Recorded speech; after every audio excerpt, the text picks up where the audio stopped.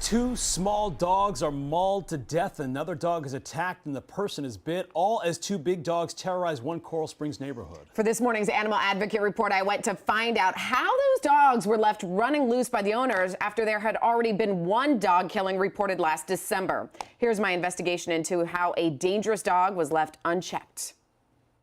We walk all the time in this neighborhood. It's a very dog-friendly neighborhood. I've lived here for 28 years and never worried.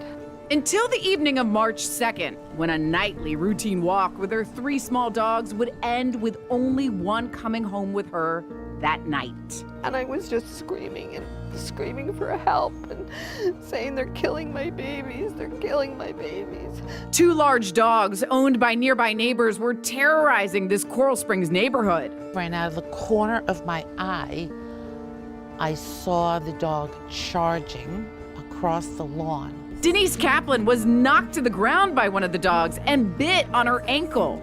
All the neighbors screaming for help brought Nicole DeLaura out of her house. I mean, the dogs were just circling me. Again, my husband was kicking the dogs and then they ran off and they started running around and trying to attack anybody that was out. They were running after them. Next to suffer the wrath of the roaming dogs was Rafael Perez and his Frenchie, Max. And one on the back. What happened? When he literally jumped out and snatched him out of the house. His dog was bit twice while the dogs tried coming right into his home, and the terror just would not stop. One neighbor screaming, visibly distraught at seeing the dogs being mauled, not realizing they would quickly turn their attention to her. Nothing was able to end this non-stop attack until a Florida Highway Patrol trooper brought out his taser. I could have taken lethal action against it, but I decided not to and do something less lethal so it wouldn't endanger anybody else. So I then utilized my taser. So the dogs are off leash. They're running through this neighborhood, attacking dogs, biting dogs, killing dogs, even biting people. So you have to ask, what are the laws regarding a dangerous dog? According to the Coral Springs Municipal Code, a dog has to have more than once severely injured or killed a domestic animal while off the owner's property. So even though this dog killed another dog last December, that was only the first report of an attack.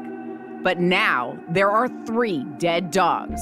Rose Auer lost her 7-year-old Chihuahua named Princess and her 7-month-old Boston Terrier named Missy. Whether it's a bite, kill, or attack, it's equal, and that's wrong. And that's what needs to change. We knocked on Heather Dixon's home. According to the police report, she's the owner of KJ and Luna, the dogs attacking that day. JC Birch, Channel 10. I wanted to ask you about what happened with the dogs. What? What happened with the dogs that were roaming around the neighborhood that attacked the other dogs? I wasn't here. I don't know. You weren't here? You don't know anything about that? Was it your parents or any family members? Dixon voluntarily brought both animals to Broward County Animal Care to be euthanized. There's a part of me that's completely broken that I know I'll never get back.